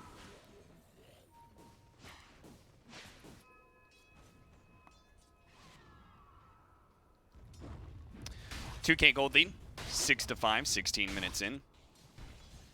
And the status quo is good for Ninjas and Pajamas, but I think we're getting into a point where Ninjas are no longer going to have a super good control of how team fights start. Yes. I think it's going to be Vici Gaming determining all of that. What needs to happen for NIP for them to win this game, and we're looking at it from their perspective because they literally have one win, Yeah. is they have to just continuously get the Slark bigger and bigger. Yeah, and that's what he's doing right now. They need to be able to go for these pickoffs. Ace, it's actually going Ace to turn is around. hard He committing. gets stunned up, but they actually have the arrow onto Yang. Thanks to the Chain Frost, they saw these TPs in and said, Oh, I like this is a move. great opportunity. They cannot fight us if they TP in one by one, and they're going to be able to get more. Do they Can have you get the arrows? pounce? Do they have pounce? They're going to get pounce. He's got him. That was such a cool move. Yeah. They all in committed under the tower. And I think Vici assumed just because they had the defense of the tower that they were going to be in a fine position. And now look at this. NIP, I mean, they're going for it right now. I think they understand the limitation of their lineup. What makes them strong is their ability to just group like this and Yes. not have to worry about looking for how to start a fight. Yeah, ignore paparazzi at bottom lane. What does that matter if they can't actually beat us in a fight? Yes. We know they use Ravage. How can they beat us if they don't have Ravage? And I think now is an okay time to back. Yeah. You don't have your Slark ulti. Wards have been dropped. You know that the enemy team's about to have Ravage back up. This is the first time in the series where I've seen NIP make like a decisive move. Mm-hmm. And they needed something like that. Now you can take the Shrine. Roshan is all of a sudden opened up. I believe somebody on their team should be going for... Okay, no one is. They have a Solar Cross somewhere. I know they do. Wait, what? They don't. I saw it. It was, you must have been thinking of the Tide. Oh, yeah. It was. But they can still do it with because Abba. I saw it at top lane, Yeah. but he used it on the... You can do it with Abba plus, like, his Vlad's. Yeah. Like, you're fine. Abaddon is amazing with Solar Crest, but he's not going for it. He's going for Lotus Orb. Dude, this is one of the best heroes with Solar Crest. Yeah, I would agree Because with you there. the negative interaction of using it doesn't affect you, because nobody wants to hit you. They're They're going to go for Yang again. Dude, they're just targeting this guy, and he's not going to get a Blink Dagger at this rate. get this He's get dead. this Tidehunter big. And they're going to pop him again. He has no mana. He Pull back is for a second, the 100% Kraken dead. Shell cleanses him, but can't really do anything. So that's 6 perma agi already, Cap, at 19 minutes. Yeah. And it looks like they just want to go for it again. They know that there's no wards up. The Tidehunter's dead for 60 whole seconds. I mean, he's got he doesn't 30 have buyback. agility right now. He's got no buyback either. He's just going to walk in. Use the silence on 33, but I'm not sure what that really does. 33 is just going to keep running forward. He actually does have to use his borrowed time, though. And It's that's getting a little bit too low. They can't fight anymore. Now you probably wait for the BKB since you saw the Orchid on the Queen of Pain. Yeah. Get the BKB on Ace. Once he has BKB, he's going to be nigh unkillable. And BKB on Fada would be nice, but it's pretty distant. So let's take Roshan, get that BKB, and... Yeah, you took the Shrine for a reason. This is the next move to take. 20 seconds still on the Tidehunter, which means Ninjas run in there with confidence, and Vici Gaming will just search for bounty runs. Picking up the scraps. Aghanim Scepter for Saksa, so they're going to have a 4 position that is scales nicely. When you get this Ags this early, it means you're almost guaranteed to get out. Okay, they're trying to get here in time, but it's too late. Peter is going to be fire blasted. Fana makes an opening here. They're going to try and go for the arrow onto him with the bounce as well, or he's already dead. They actually threw out the chain it's going to keep frost, hitting. and it's going to be able to bounce between Yang and DY multiple times. DY is slowed down as they actually put the frost armor on that I like really this a fast lot. Ogre Frost Mage, so he's going to be able to keep running it down, but Ace actually managed to get off that Shadow Dance. He's going to may lose his first life until the big hammer gets dropped. Tide falls. Sonic Wave does take away just the Aegis, but Sox is going to be able to finish off Fade inside the trees. Paparazzi and Ori, they know they can't fight any longer. They have to retreat. DY, who bought back for this one, just gave another permanent agility to Ace. And this was the double buyback too. Like you said, they only lost the Aegis for this, and the timing of this couldn't have been more perfect as Ace is about to finish his BKB, which, you know, it's his own Aegis in a way. They're going to push out this top lane. They're going to connect. There is no wards, no Ravage, no buyback on the Queen of Pain if she dies again. Her gold has just been completely shuttered. They're ignoring Paparazzi. This has been their entire strategy, and Paparazzi's 1-0-0, but he's going to have 0 impact. Dude, he picked up a Lincoln's, and this just means there's no damage from this carry. They're playing way too fast. They did not expect this one. They actually got an arrow on Paparazzi. They are going to try and run forward, but if he can be activated by Aces instead, he's going to go for Yang, take down this tanky Tide Hunter. No frontliner available for Ori, Paparazzi, and Fade as they're just left to watch as Nip will take their time bringing down this barracks to top lane. Soxa, he's looking for it right now. They're going to another blink dagger into another arrow. No, Fade actually runs forward. Managed to get the Hex off to make sure there's no chaining arrow. Ori will survive, but DY is the one who takes it instead, and the arrow actually nailed Fade. So Fade will fall. Saved his cores, yes, but another 3 dead on the side of Vici, and Ninjas and Pajamas are massive. 13,000 net worth lead for them, 18-5, 22 minutes. They've already taken lane of Rax, and this is a late game lineup too. They have OD and Slark. I think that it's a little bit of a, what is the word, like a mirage though. Yeah. Like when it comes to the ultra late game, they will lose because they just don't have stuns. Agreed. And so they're taking advantage of their lineup in the only way they know how, which is group up, fight. And I think this is the complete perfect read of their lineup. And this is just... I mean, Vici Gaming fell head over heels for that Mirage. They saw this and they're like, they're going to be slow. They're not going to be able to do anything. Paparazzi's like, don't worry, guys. I'll just split push. I'm going to get Lincoln's E-Blade. By the time they're pushing high ground, I'm going to be online. Not the case at all. No, they've given him no room to breathe whatsoever as Ace has shown up to this bottom area. A Blink Dagger now for Soxa. See, it was going to be Blink Dagger first for Soxa. He got it before the Tide Hunter. It was just the wrong game. You're so dumb. I'm so smart. I was looking into the future.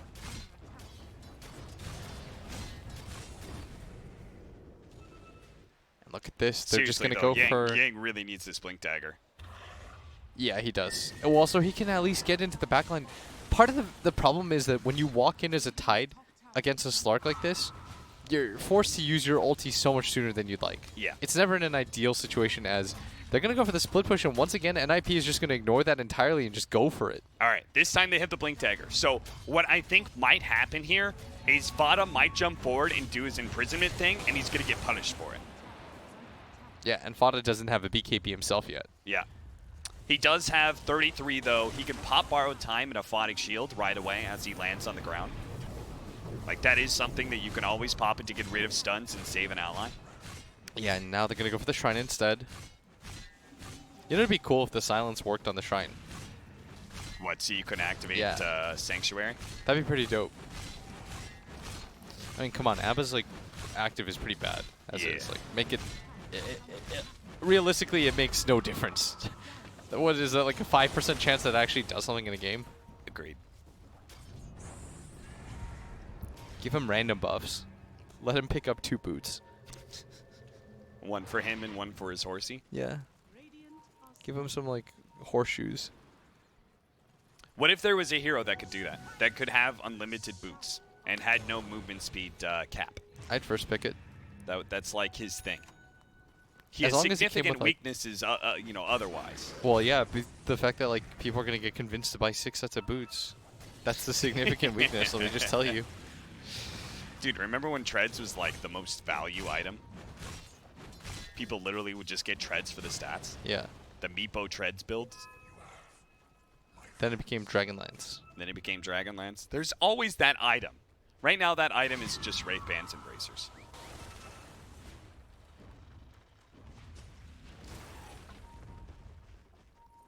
That item, no. That item is Solar Crest, sorry.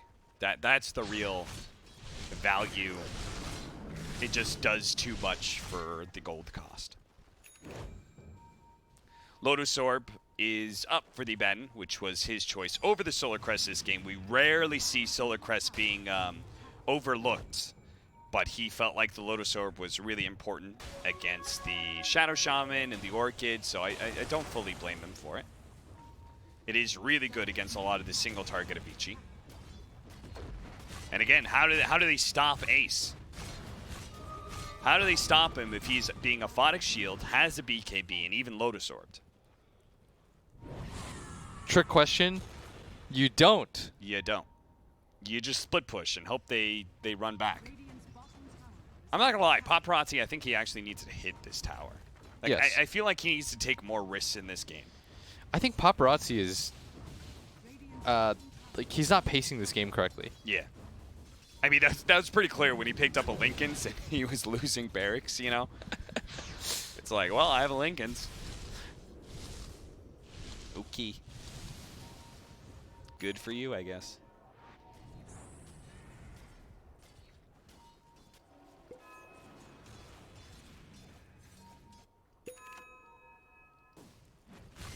Ninjas in Pajamas not going to go for that high ground push just yet. They know they have really good control of the game. They know they scale well with OD and Slark, so they still have plenty of time to build up some more. So no point in trying to rush things. They have a minute until Roshan starts its spawn timer. So just control. Don't throw this game by going high ground unnecessarily. Do you think they should wait for the next Roche? Yeah. Yeah. Dude, I mean, if they went high ground, lost the fight, and it was an early Roshan spawn and VG Gaming got it, that is 100% a throw. You are throwing a 85-15 game. Okay, you are throwing a 99-1 game. Oh my lord. I was gonna say 90-10, and I was like, maybe that's not giving VG Gaming enough credit. But Dota Plus says otherwise. Dota Plus thinks that we should actually just go. Yeah. No. That's the 1%. Yeah. Going high ground, losing the team fight, giving up Roshan. That's the 1%. They never saw this coming.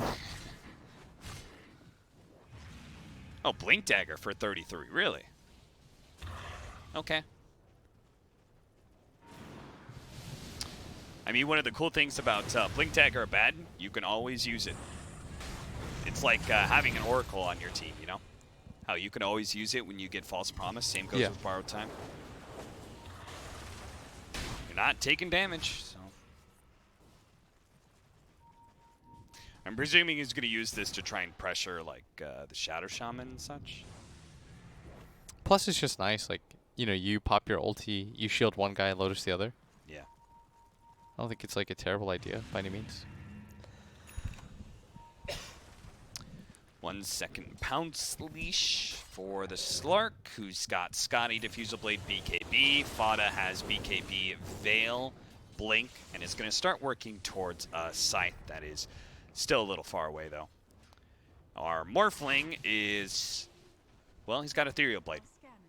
And buy it out. Don't worry about buyback, because honestly, if you don't have an offensive item, you're not going to win a fight anyway. Oh, and look at this timing. NIP, instead of waiting for the Roshan, what they're hoping for is Vici takes a fight outside of the base.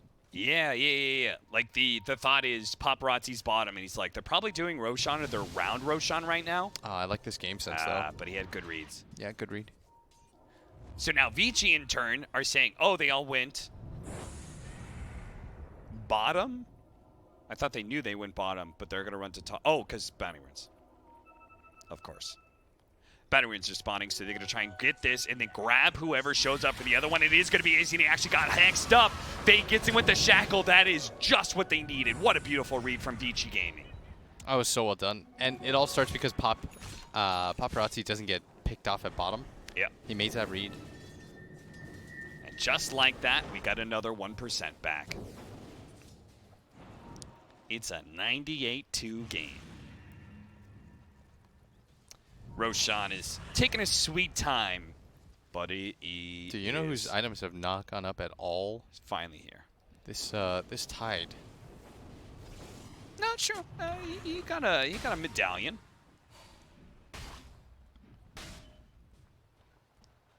He got a medallion.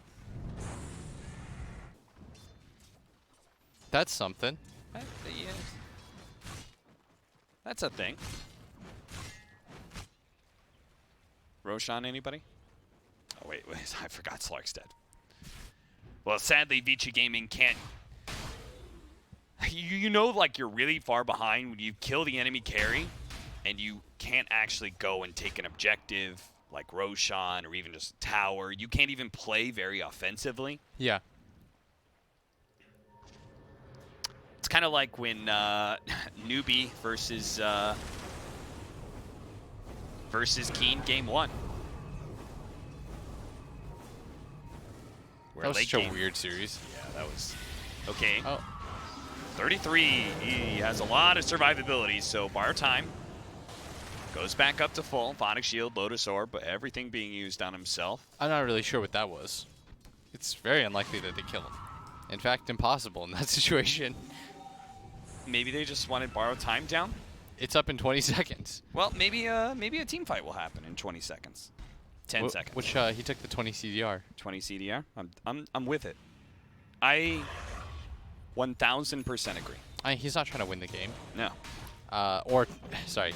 He's not the reason why, like, they don't need him as a core. He does not need to do the damage. Yeah, he just needs to get in front. As seen from his items, like this Lotus Orb, like, you literally just need to be able to protect your the jump. carries, and that's why the jump forward from Vada with the BKB. That's your damage dealer. They're going to be able to get the Shadow Shaman as well as DY's Ogre. This is what opens up Roshan for you. Yeah. If it wasn't free before, it's free now. Did they see the ward? I guess not.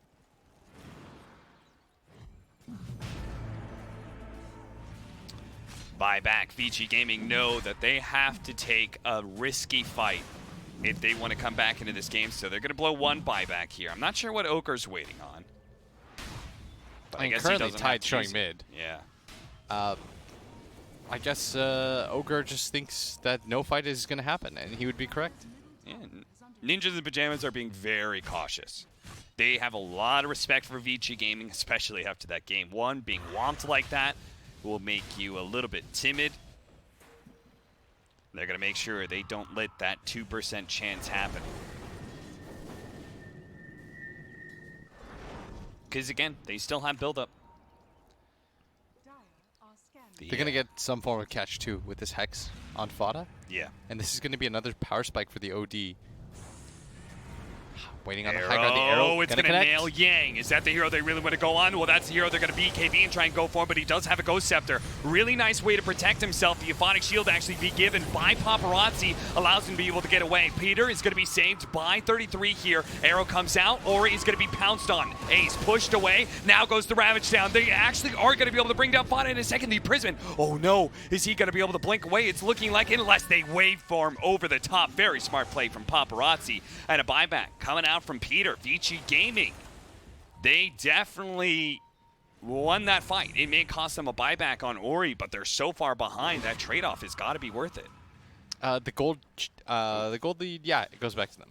Like, they get 700 out of that. 700 total. Yeah. Plus, like, 3,000 XP. That's another percent. That's another percent. Keep the grind going. I said the gold lead. I meant the overall gold right there. Yeah. But the problem is, even with the buyback on Ori, it doesn't really matter because they can't get Roshan. That's the bigger problem, is that normally when you go for this buyback, it's to get Roshan. But for him, it's to prevent Roshan. But all you have to do, if you're an IP, is wait the 20 seconds necessary, and the next fight you take will be Sands Wards and Tide Ravage. Yeah, they actually have to get a pick off right now. Oh, the Hex was at the tail end of that Dark Pack. That is unfortunate. This is, I think they have to give up Roshan. No Ravage, no buyback on Queen of Pain. I don't know how they win that fight. But then again, I don't know how they win the game if Nip has an Aegis cheese. So Paparazzi, I think you need to get a pick off here. Saksa, leap, leap, leap. Into the trees he goes, and he actually gets out. They needed that pick off in the Slark, or they needed that kill on the Mirana. Really badly, because if Nip group up, there may not be anything to stop them then. Vici Gaming going to start dropping sentries. They knew this Moonlight Shadow's coming. They're going to throw out the arrow. Doesn't actually hit anything. Blinking backwards, Paparazzi. He's got waveform. He actually gets pounced on. He's in a bit of trouble. Has his BKB, activates it. That doesn't feel great. Could just go back for Roche now. That BKB is now done too, but instead, Saksa in fact goes bottom lane. Yeah, there was double Siege Wagon push. I feel like they just go Roche though. No BKB on Morph. Yep. Have to think about the greater objective at this point. Yeah.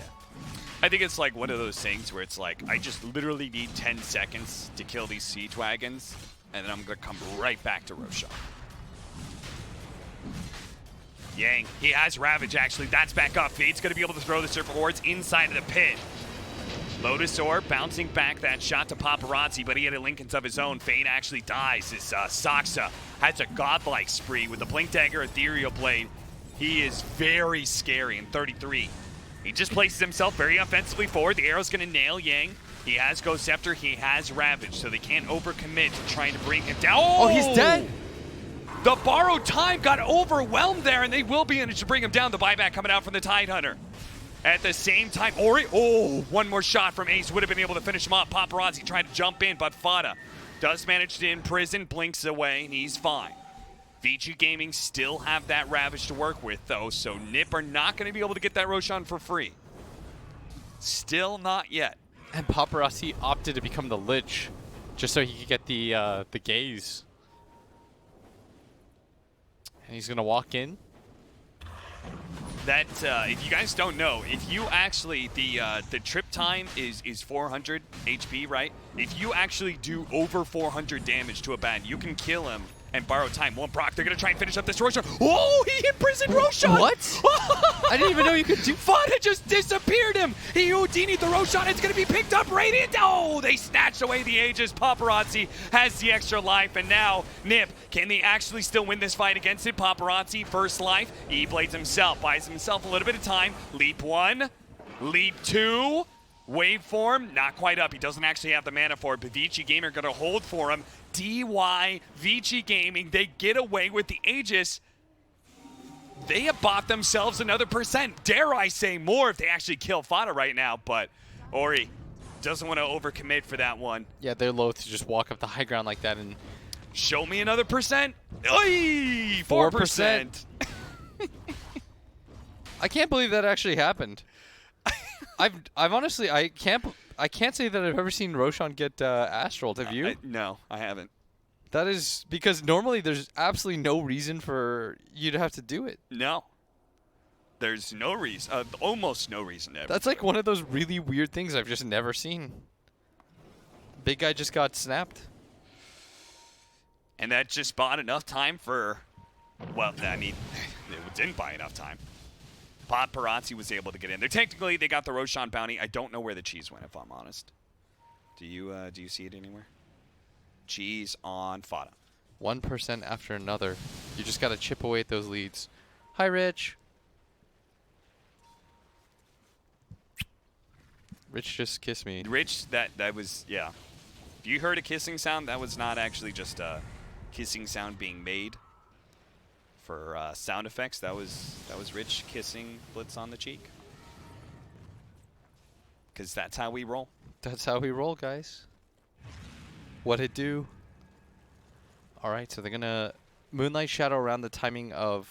I mean, they were hoping that maybe like one person would come down from Vici to secure the runes. Do you get the feeling that Nip is like almost... like they've lost some of their nerve? Yes. The thing is, like this they game were is playing still... to win, and then it's like they got so far ahead, the game felt so free for them that they just like... This game is absolutely still winnable for them, though. Oh, yeah. They still are the 96%. Oh, he is reflecting so many abilities. Yeah. He no longer has to borrow time, though, so they have to be a little bit wary about taking a fight. But Fada, or Ace rather, is going to challenge Paparazzi. Look at Soxa. Bounce in, almost blow up a hero, bounce out. This is the scary thing about this Ethereal Blade Aghanims Mirana. The wild part is that Soxa has no defensive items. Is the arrow not going to connect? Barely whiffs onto Ori, who has a Shadow Blade now. He's going to try to go for the Silver Edge. And the interaction here being, of course, that you pop the Silver Edge onto the Abaddon so that his borrow time doesn't automatically go off. Then you silence him, and all of a sudden he's stuck. Yep. Can't do anything. If you time it right, you can just blow him up immediately before he gets anything off. Yeah, and that's been like what has allowed Fada, Soxa, and Ace to play so free is that 33 just kind of plants himself in the front. Soaks up spells. They now have the Scythe as well as a Dagon, so really big upgrades for Nip. A lot more burst damage for Soxa. Really solid initiation. You said that was important for Nip. And the Moonlight Shadow going out. Fada is currently looking for the pick off Ori with his Shadow Blade now Silver Edge build completed. This may come as a shock to 33. I'm not sure if he's going to see this one coming. He does have Lotus Orb though. Yeah. But it just depends on if they can time the disable right with like 1 hex. Yeah. God, this game all of a sudden became like a nail biter. Oh, another percent. 1 more percent added to the list. 95.5. Stream, we're about to see. For some reason, I have this horrible sinking feeling. Yeah. I feel like it's fine, but there's some part of my brain that's telling me that Vici is gonna do it somehow. My gut is telling me that Nip have like, they've almost lost their nerve to a point that they're gonna screw this up, and I just can't shake that feeling. And I don't want them to do that because Lord knows Nip, dude, they just gotta keep bouncing win, it, man. All right, 33. This is really weird. They're throwing a lot of spells at him. I don't know if Vici know what that hero does. That's happened one too many times now. They really seem to have this concept that like forcing borrowed time is a good play. That thing quite literally has 32-second cooldown. Okay, the Aegis has now expired. They have the Scythe on Fada. Now is go time. The only reason we slowed down this before was we had an Aegis on Morphling. There was no reason to fight into that. Let's go win the game. You know, it's funny how like we backing the underdogs of Nip, but then we also kind of backed Vici Gaming when they were down to 99-1. It's like whoever the underdog is, we're down. 100%. And now it feels like this game is tearing me apart. Moonlight Shadow, ninjas in pajamas with the Aegis down. They know this is their time to strike. This is the time to win their second game of their group stage against one of the favorites of the tournament. They're going to be able to blink game, going immediately for DY. DY going to get blown up. He does not have buyback. Peter almost executed by Paparazzi, but it's not good enough. Paparazzi's going to go back in. Ori, he breaks him. Ravage goes down. Can they burst him in time? Burst him in time? They're going to be able to get him. 33 is gone. He does have buyback, but is he going to blow it? Ace is building up so many stats, though. That's scary. Fade, he's going to try and hold Sox up, but there's too much damage there. So now both supports are dead on the side of Vici Gaming. 33 isn't here, but it doesn't seem like he's needed. And the cores are still alive.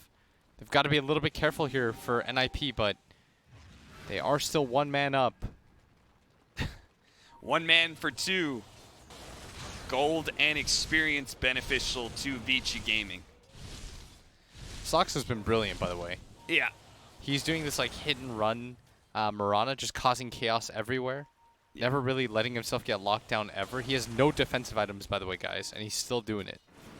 I think a lot of times it's because he's actually like trying to blow up the Shadow Shaman, you know? Like, how can a Shadow Shaman sit there in shackles at you when he's already dead? Wow. What a concept.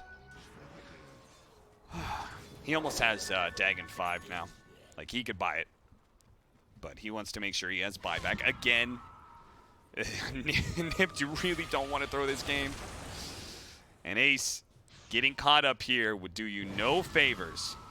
But he's got a double damage and 66 agility still, so don't think Vici Gaming's really itching for an engagement right now.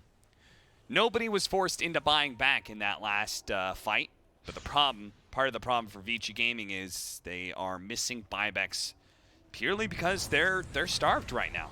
They've been sieged inside their base. The rations are running low. They're beginning to resort to cannibalism. It's not a pretty sight. Meanwhile, the rich get richer. Ace, he's got a Basher, soon going to be in Abyssal Blade. Shivas for Fada. We talked about the Dagon 5. Heart for 33, just to make sure he's not going to get blown up like Why that not? again. Yeah, why not? Although couldn't he get like Lincolns or something? I guess it doesn't matter. Heart's fine. He just needs time to be able to get the Lotus off. Yeah. And next time we'll also probably see Fada try and focus an imprisonment onto him. You know? Like, now that they're aware of that concept, they should game plan out what to do.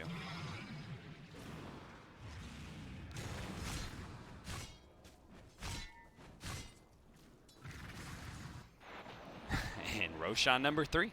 Let's do it. Vici Gaming got to get here. The refresher is... It's okay. I guess you would give it to the OD for the double. Yeah. Double hammer, double hex, double BKB. Might as well. Vici will be nowhere near here. What's... okay, wait for this to finish and then we'll check it out. Okay. So they're going to be here way too late.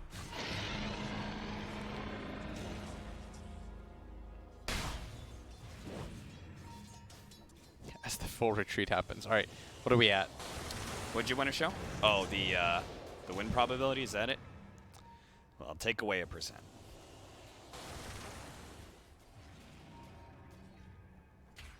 Ninjas in pajamas and all their patience may just begin to pay off.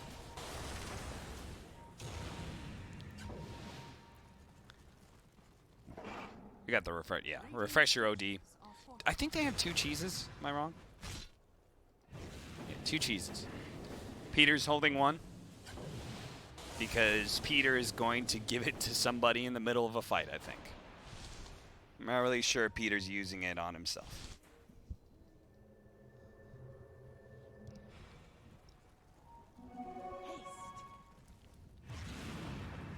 Waiting to see if NIP actually go for it right now is, you know, they played with reckless abandonment earlier. He goes in. Breaking the Lincolns, gets the sight, but a defensive force staff and Glimmer Cape is there for Paparazzi. Now Fade. He's going to jump forward, but it's now Nip's turn to throw out some defensive items on Ace. He still has an Aegis after all. All of this was being done while Yang is just pushed out top. He didn't even try and come home. He's close to 25 too. That is a really, really big upgrade. I guess the 250 damage? Yes.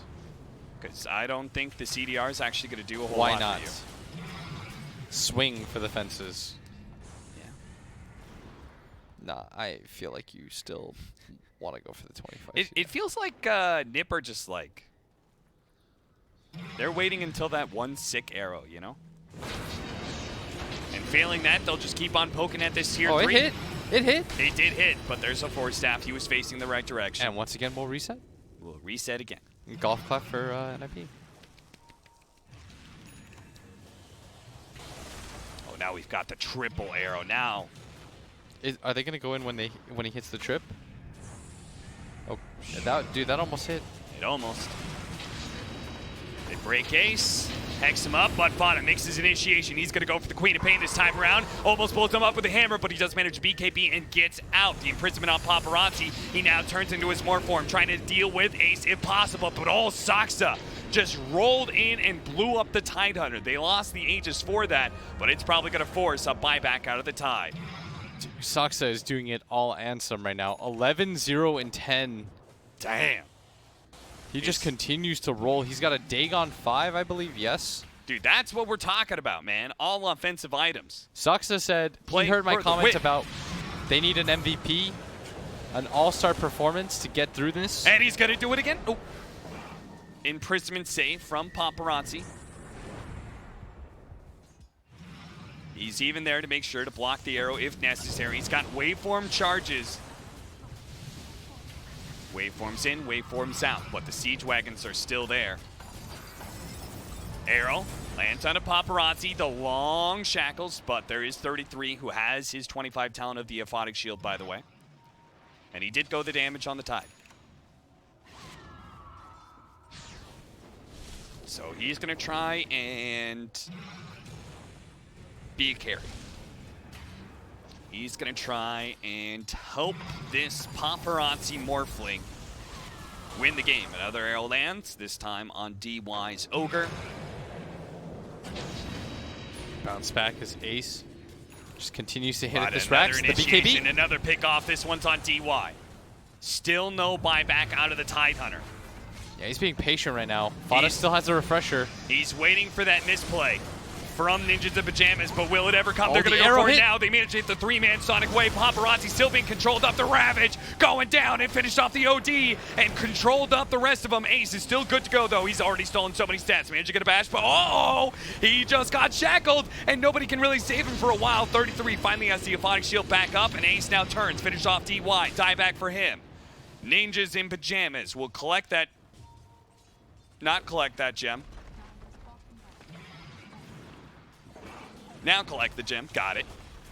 And continue to hit the base. No buying back from Fada here. And they're still trying to hit the base. 33 is targeting. He does have a cheese. Borrowed time, heals up the full off the cheese the as well. arrow hit What again. an arrow. Managed to land on Paparazzi and the Shadow Shaman. Paparazzi getting bashed as well. Now pounced on, or he's going to break that Ace, but look at him. He's chunking down this Morphling. 2 health bars does not protect you against Ace as he has stolen on 150 agility. And they want to stick around because of it. He's got a moon shard on top of this. Continue to use your stacks. He's got it for 80 seconds. The Dude. Miranda's going to come in with a fresh set of mana, and he's just going to walk in. The arrow not going to connect, but this is all just buying time right now. They He's got the jump. long-range pull. Peter, he snagged him. He's got the 20 talent that gives you the cast range, and I don't think that was expected for the Queen of Pain. No buyback for her. The arrow barely going to whiff again as the Hex finally goes on to Saxa. This could be the first Paparazzi kill with on the him. arrow trying to kill Saxa, but he gets away. Now the Chain Frost, Abyssal Blade being used on Yang. The arrow hits the again. double arrow. Saxa jumps in, finishes off the Tide Hunter. Pull in on Paparazzi. They got That's gonna be Paparazzi it. too. That's GG. Vici Gaming will fall to the bottom team Saxa of the hit group. the arrow again, just for good measure, on the Paparazzi. MVP performance, Saxa. 13, 0, and 15. This guy was in 28 of his team's 34 kills. On top of that, doesn't go down once. I've got to see the hero damage stats alone just to assess. He dealt 41,000 damage. Number 1 in the game. This Mirana. Unbelievable. They needed something like that so badly. Yeah. It was getting a little concerning, the fact that they just waited so long. But also, it was nice to see that they had the discipline. I think there's no doubt that Ninjas in Pajamas has the discipline. They just need the aggression to mix in with it. You know? You can't be all aggression. You can't be all discipline. You need to have that flair. You need to have to take play some to risk. that win. Yeah. And they did. Saxa took the risk. He was like, screw BKB. Saxa had 0 defensive items against a team that had no right never killing him. Like, they should have killed him at least once. They had Orchid, they had Hex, they had Aether Lens, Blink, they've got Tide Ravage. Like, he never got caught by any of it. That's how godlike his position was, that he went all in for offensive items. He tops the hero damage on his team.